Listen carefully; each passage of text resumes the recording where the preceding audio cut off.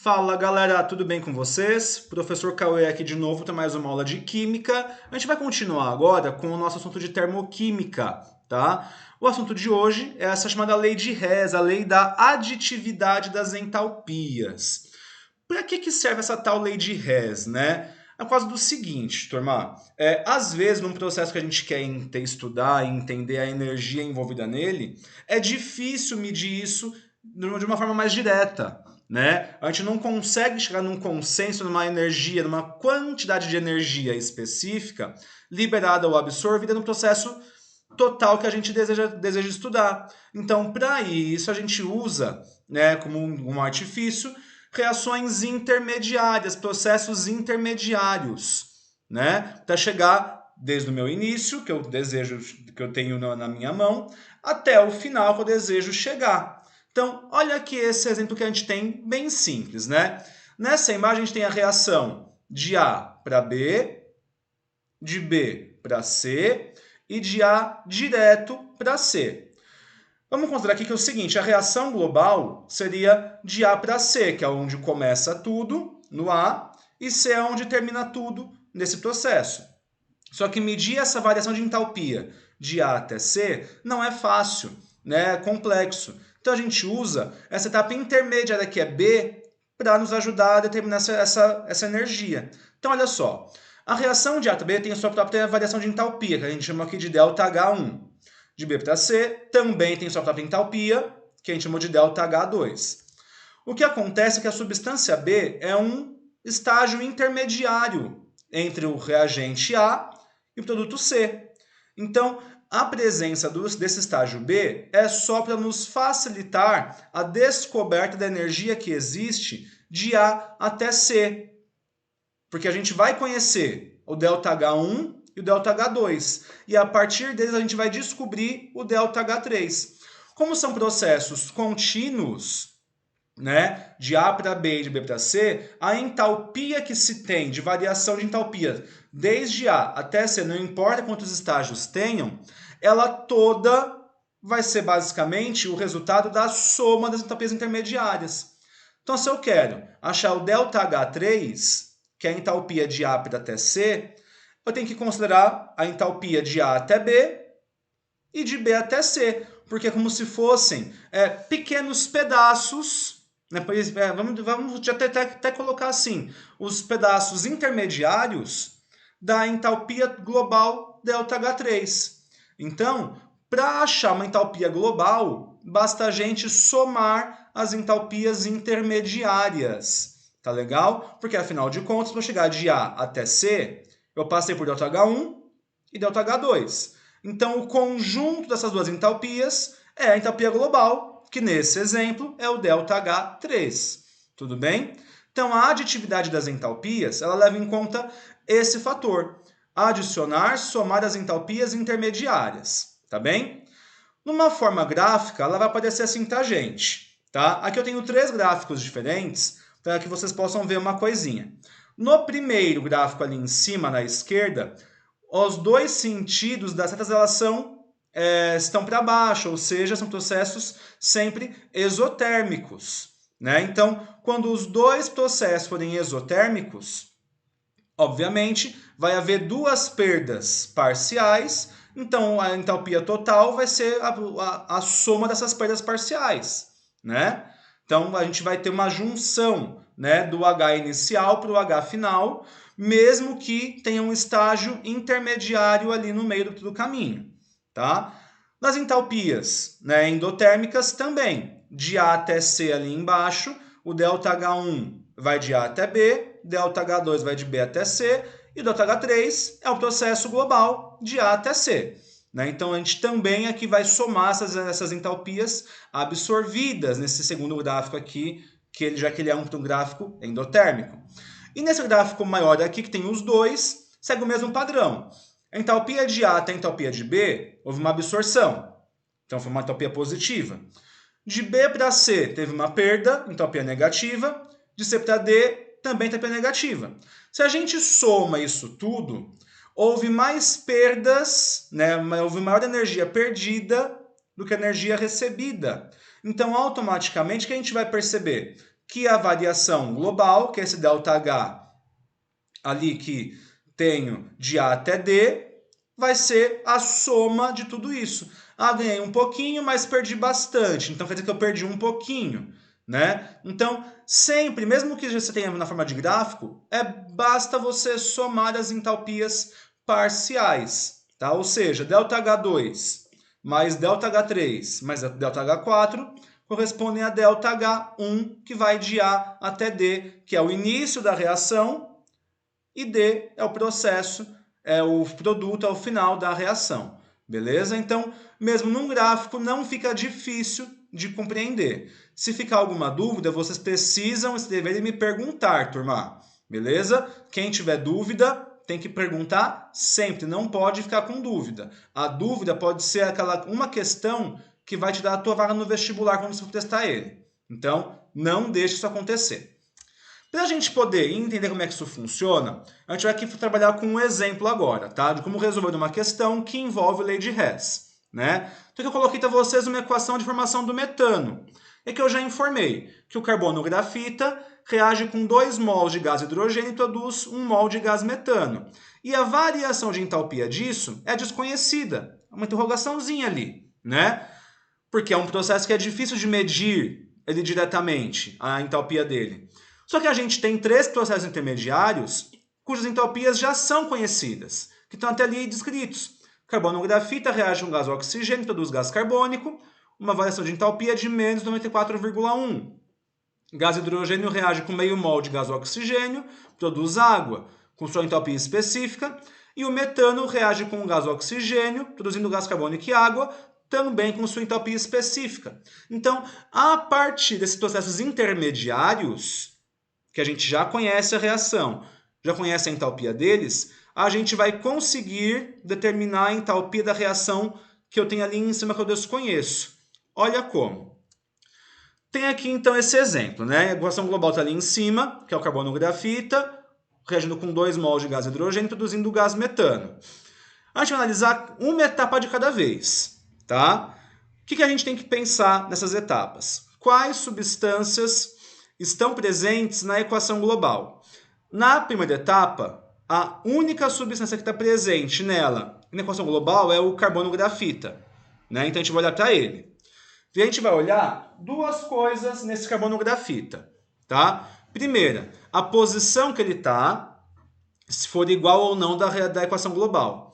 Se a gente olhar ali, o carbono grafita na primeira etapa é um reagente, tá? Antes da seta.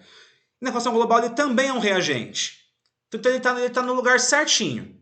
Não preciso inverter essa equação, tá? Por que eu teria que inverter? Porque se na equação global o carbono grafita é um reagente, se por acaso nessa primeira etapa ele fosse produto, ele seria no lugar errado, né? Então eu teria que inverter essa equação para colocá-lo como reagente, tá? A gente tem que sempre deixar as coisas no lugar certinho onde elas têm que estar.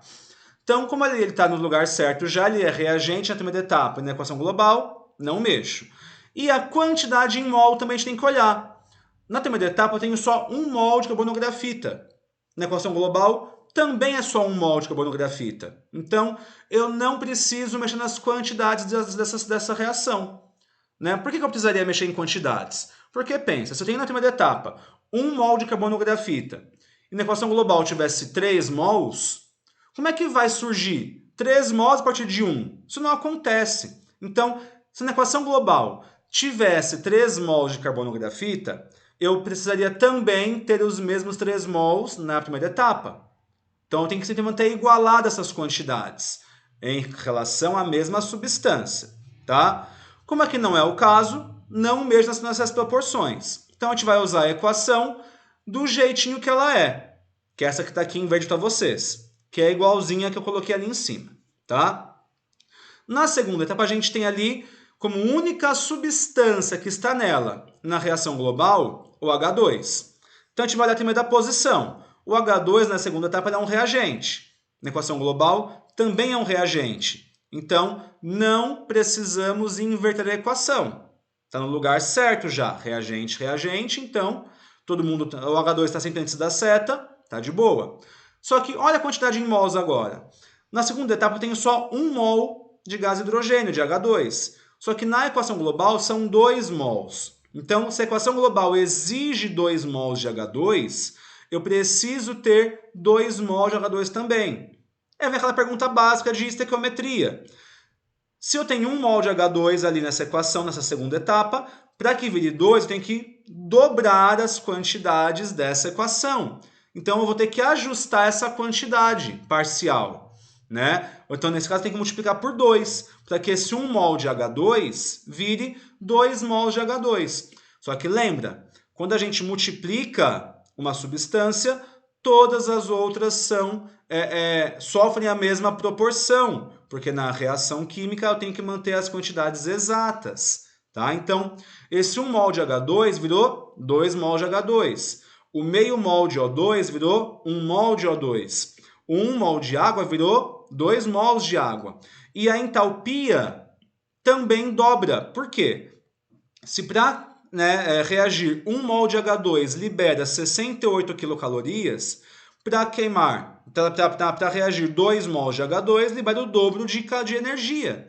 Então, a entalpia ela também é alterada na mesma proporção da reação. Porque é meio lógico, né? Você não pode esperar dobrar uma reação química, uma quantidade, e liberar ou absorver a mesma quantidade de calor.